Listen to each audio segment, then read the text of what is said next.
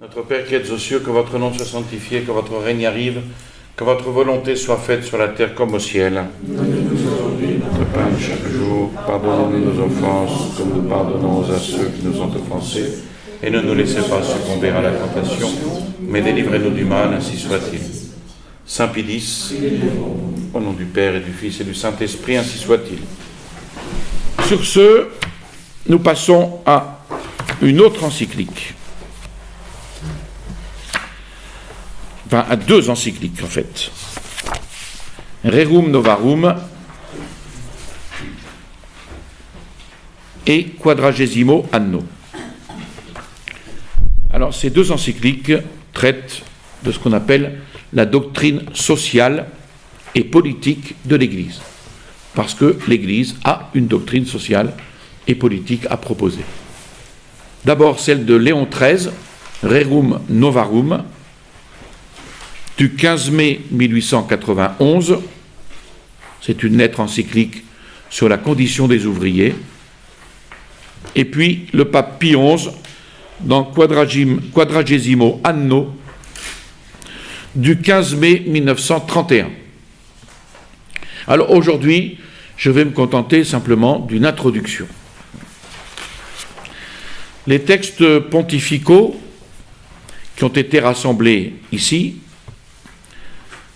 n'épuise pas le sujet de ce que saint Pie appelait la civilisation chrétienne. Et il en parlait notamment dans sa lettre sur le sillon.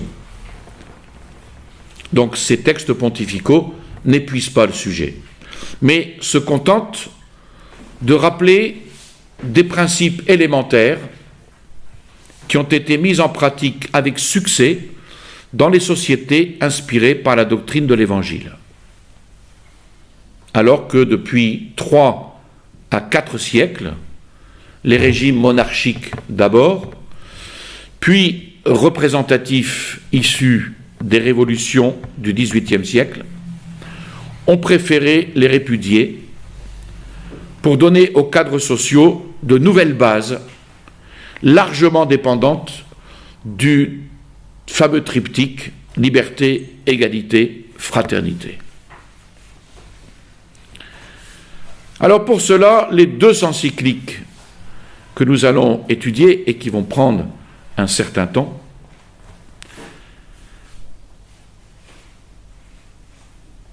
les deux encycliques qui suivent sont à juste titre qualifiées par le père Rutten comme un résumé complet de la doctrine sociale de l'Église. C'est pour cela que ça va nous prendre un certain temps. Il faut bien entendre, bien comprendre ce qu'est la doctrine sociale. D'abord, l'homme appartient principalement à 4 sociétés. On pourrait dire d'abord à 3 sociétés, et à une 4e dans la mesure où il est baptisé. 4e étant l'Église. La première, c'est la famille, qui donne la vie physique, la vie nécessaire à l'humanité, et qui la complète, évidemment, par des principes intellectuels, moraux et religieux, qui sont la base des 3 autres sociétés. Ensuite, la deuxième société, c'est l'entreprise professionnelle, qui est la sphère d'application du travail personnel. La troisième, c'est la cité, qui assure à tous le bien supérieur humain d'ici-bas, qu'on appelle le bien commun, et en particulier cette cité qui permet l'épanouissement des 2 premiers corps fondamentaux que nous avons signalés auparavant, à savoir la famille et l'entreprise professionnelle. Et la 4e société, l'Église, qui assure à tous le bien supérieur auquel, par la grâce, sont appelés à participer les hommes. Donc, l'homme appartient principalement à 4 sociétés. Ces 4 sociétés, on le voit dans l'histoire, ont été bouleversées et continuent à l'être, notamment, on le voit, la famille. Ces 4 sociétés ont été bouleversées à l'époque moderne par le principe du libre examen protestant qui contamine toute la pensée et tout l'agir humain. Comme quoi cette révolte de Luther a fait un mal fou. Enfin, un mal fou non seulement au titre de l'individu, mais dans la société. Léon XIII le démontre cela dans son encyclique Immortale Dei.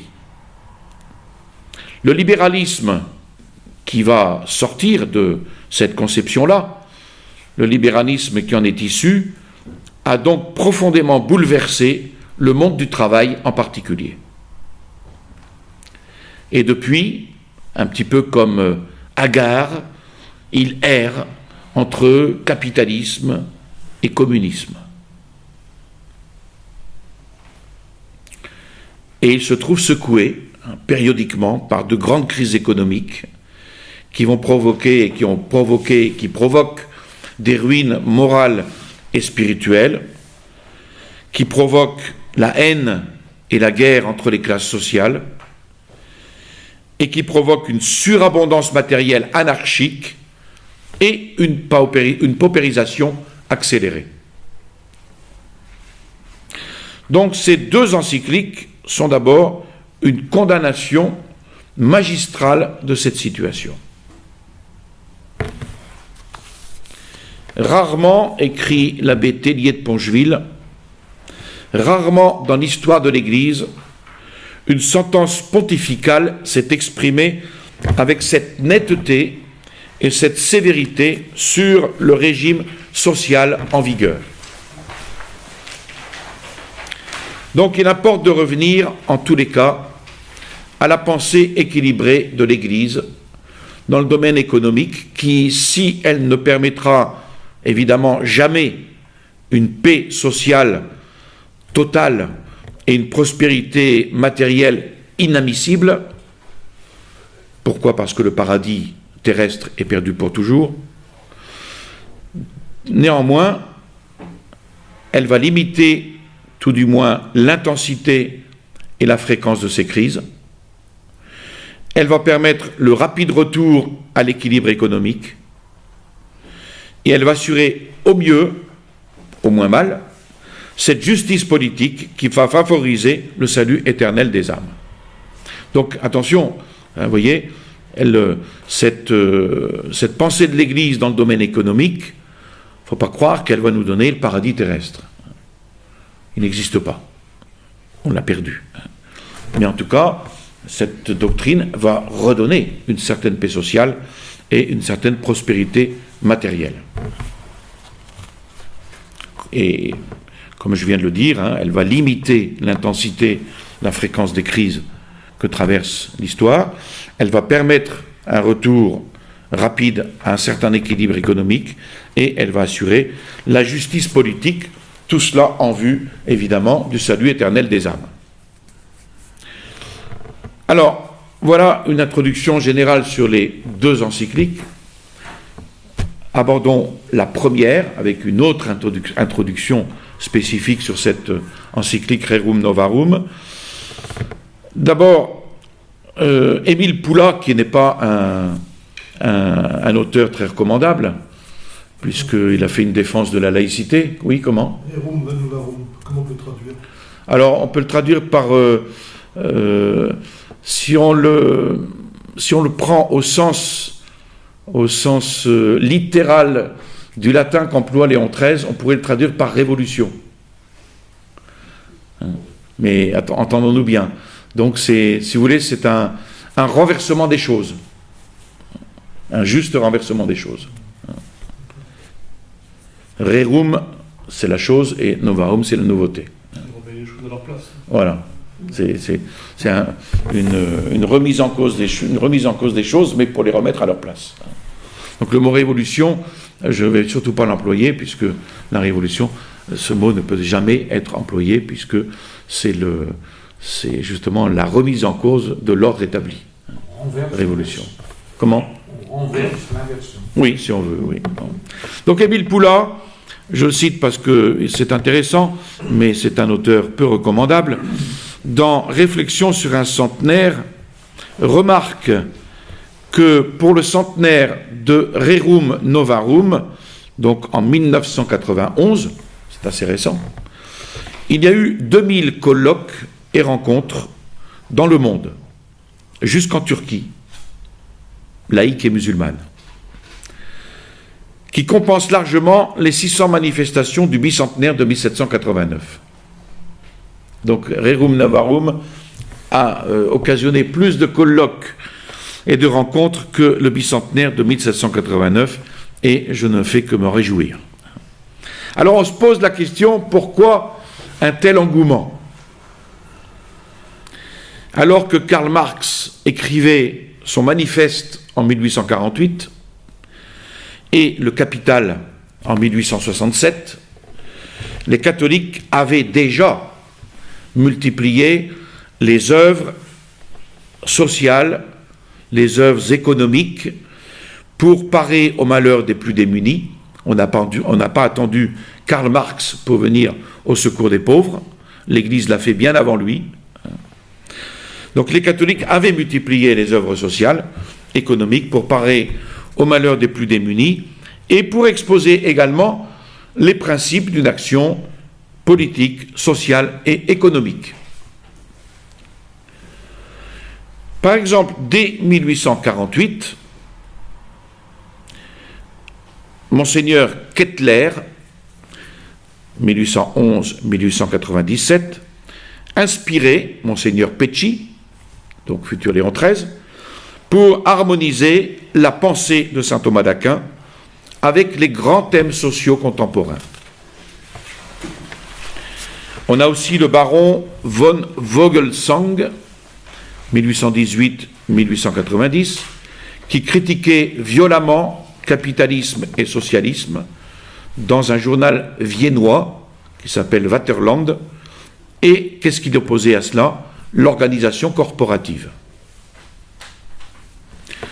Le cardinal Mermillot, qui proposait au Concile Vatican I un schéma sur cette paupérisation des ouvriers, comment soulager la misère de ces populations. Et puis le cardinal Manning, j'en cite quelques-uns qui sont les plus importants, 1808-1892, énergiquement favorable aux associations ouvrières de Grande-Bretagne. Il permettait d'ailleurs d'arriver à une solution dans le conflit des dockers de Londres, qu'on a appelé la paix du cardinal en 1889.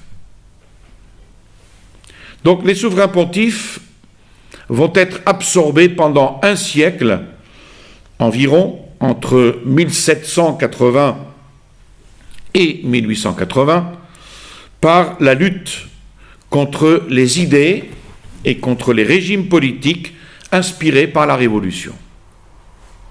Il ne faut pas séparer cela de 1789. Il fallait reconstruire l'Église, enfin les églises nationales, après la tourmente de 1789-1815, d'une part, et défendre l'indépendance et l'existence des États pontificaux, d'autre part. Donc le temps laissé aux enseignements doctrinaux fut principalement absorbé par la condamnation des idées libérales. Après 1870 et la perte des États pontificaux, Pie IX et Léon XIII, par ailleurs doués d'une puissance de travail exceptionnelle, vont s'employer à élargir le champ d'enseignement de l'Église.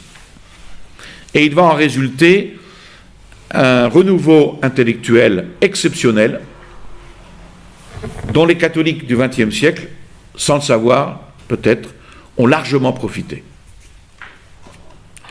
La question sociale en fut la principale bénéficiaire. les papes vont donc tenter de réordonner à sa finalité surnaturelle et naturelle la société occidentale en pleine désorientation sous l'influence du libéralisme et du socialisme. Donc c'est le sens de ces mots, rerum novarum, hein. C'est-à-dire ici, réordonner à sa finalité surnaturelle et naturelle la société. L'encyclique Rerum Novarum va marquer donc une date très importante dans cette réforme intellectuelle. Alors, son initiative remonte en 1883, à celui dont on a parlé tout à l'heure à propos de la paix du cardinal, remonte à Monseigneur Mermillot. Excusez-moi, je fais une confusion. C'est le cardinal Manning qui a résolu le problème des dockers à Londres, hein. Donc la paix du cardinal. Ici, donc c'est un autre, excusez-moi.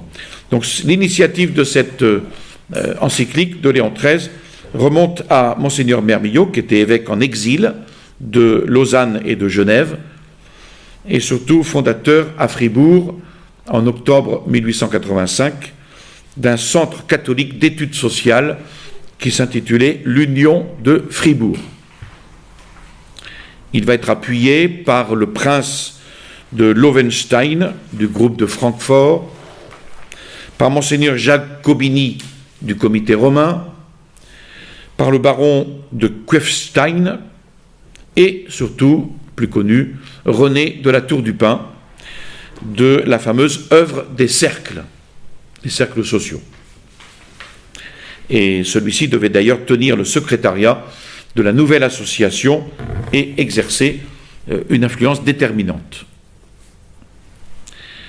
De 1884 à 1891, une masse considérable d'études vont émaner de l'Union de Fribourg, ce cercle fondé par Monseigneur Mermillot, et qui vont constituer, cette masse de documents va constituer la matière de l'encyclique de Léon XIII. Alors, la caractéristique de ces documents, c'est le rejet du libéralisme économique qui faisait le fond de la doctrine des catholiques libéraux de ce qu'on appelait le groupe belge, avec Charles Perrin de Louvain, Monseigneur Frépel de l'Institut catholique de Paris, puis évêque d'Angers, et les patrons du Nord, ceux-ci parmi les moins avancés. Et parmi les plus avancés, Montalembert, Lacordaire, Falloux, Dupanloup, et à une certaine époque, même Louis Veuillot, et sur certains points seulement. Donc ça, c'était les catholiques libéraux. Alors ces catholiques, en majorité libéraux, même s'il y avait de très fortes différences entre eux, ces catholiques en majorité libéraux érigeaient contre le socialisme une impressionnante série de réalisations pratiques indéniables en faveur des ouvriers. Alors, réalisations pratiques concernant les salaires, les conditions de travail, les associations d'entraide, les syndicats, les habitations, etc. Donc ces réalisations pratiques, elles sont indéniables. Mais elles avaient emprunté peu ou prou à l'individualisme issu des droits de l'homme. Au contraire, l'école minoritaire de la Tour du Pin, du marquis de la Tour du Pin, et de ses penseurs européens, retrouvait les fondements d'une société chrétienne telle qu'elle avait pu fleurir aux temps médiévaux et que la pensée de saint Thomas d'Aquin avait mis en principe. Donc voilà un petit peu les deux forces en présence. Mais les catholiques libéraux vont avoir le culot d'accuser cette doctrine d'être socialiste. Et les générations suivantes, imbues de progressisme chrétien, vont s'en féliciter et vont l'utiliser pour faire cause commune avec les vrais sociaux-communistes. Et c'est ainsi qu'on aura Jean Jaurès, par exemple, qui, dans la dépêche du 3 juin 1891, n'avait-il pas dit que l'encyclique était un manifeste socialiste? Alors, ce n'était évidemment pas ni la volonté, ni la pensée des inspirateurs et des rédacteurs de Rerum Novarum, c'est évident. Alors, les travaux ultimes de rédaction ne vont pas tarder. Le 30 janvier 1888, Monseigneur Mermillot avait convaincu Léon XIII du bien fondé d'une encyclique sur la condition des ouvriers et la nature de la société économique, et il avait fourni des mémoires qui résumaient les thèses de l'Union de Fribourg, largement inspirées de saint Thomas d'Aquin, via la Tour du Pin, le père Liberatore, le cardinal Aloysius Mazzella et le cardinal Zigliara, un dominicain. Donc ces derniers vont rédiger 3 projets jugés trop longs, trop théoriques, et Monseigneur Boccati, secrétaire de Léon XIII, va reprendre entièrement le travail pour fournir le texte en latin, le texte final de Rerum Novarum. Le travail avait duré 1 an, à peu près, du 5 juillet 1890 au 15 mai 1891. Alors, l'encyclique ne mettra pas un point final entre les 2 écoles catholiques. Les fausses interprétations de Rerum Novarum, considérées comme socialistes, elles vont être dénoncées dans Graves de Communi, du 18 janvier 1901, dénoncées également par le motu proprio de Saint-Pidis en 1903, et dénoncées également dans la lettre de Saint-Pidis sur le Sillon, notre charge apostolique, en 1910, et puis ensuite par Quadragesimo Anno de Pie XI en 1931.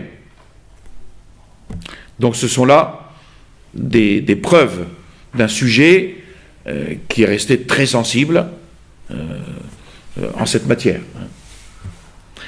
De fait, l'encyclique est la vraie réponse de l'Église à l'édification d'une nouvelle civilisation symbolisée par les 3 événements contemporains.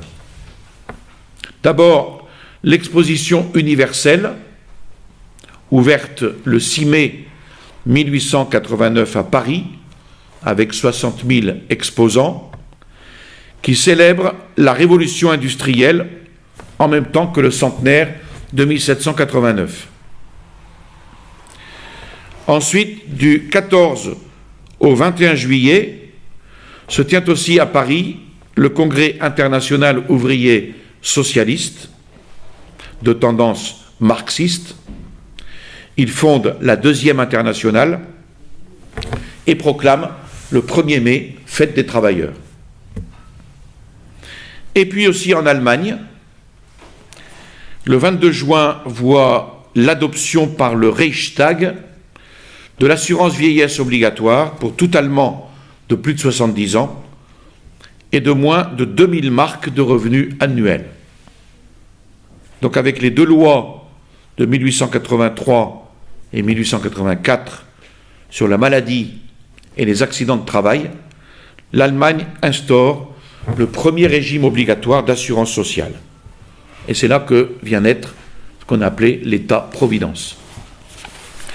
Mais l'Europe urbaine et industrielle, ainsi magnifiée, c'est aussi celle des crises économiques, sociales, comme en 1880, la dépression agricole, le chômage, plus de 10% de 1882 à 1884, la paupérisation, on comptait 24 000 indigents à Nantes et les grèves de plus en plus nombreuses de 1882 à 1893. Ça vous donne une idée de la crise sociale. Donc Léon XIII va se dresser contre trois monstres modernes: le capitalisme industriel, le socialisme révolutionnaire et l'étatisme social. Donc cette encyclique est donc un cri d'alarme qui fait toute sa valeur. Alors je vous donne le plan de l'encyclique, que l'on verra donc dans 15 jours. Tout d'abord une introduction sur un constat: la misère de la société issue de la Révolution. Donc c'est un fruit de la Révolution, la misère. Ensuite, une première partie, un modèle à rejeter, le socialisme. Le socialisme collectiviste qui spolie les ouvriers de leurs biens légitimes. Le socialisme collectiviste qui s'oppose au droit naturel. Le socialisme collectiviste qui rend impossible la vie familiale. En conclusion, la propriété privée est le fondement de la société économique.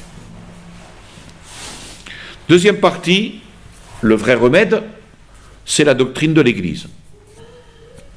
D'abord, les principes: économie de la souffrance et de la pauvreté, l'union des classes sociales est possible.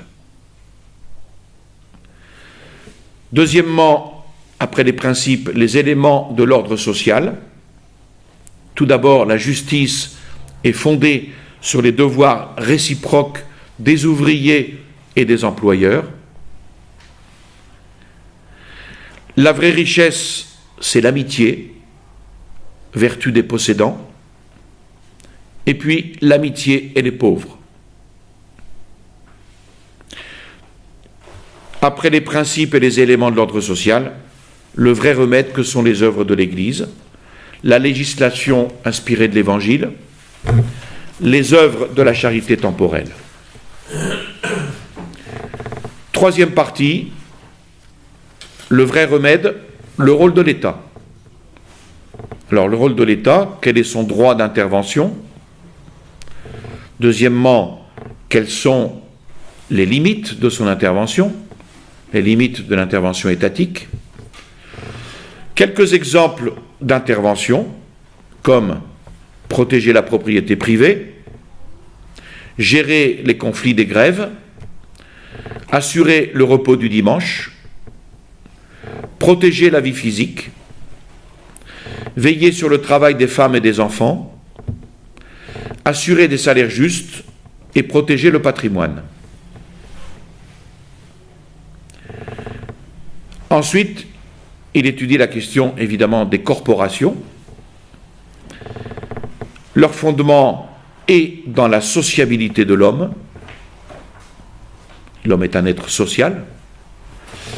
Le rôle de l'État, favoriser les corps sans les diriger.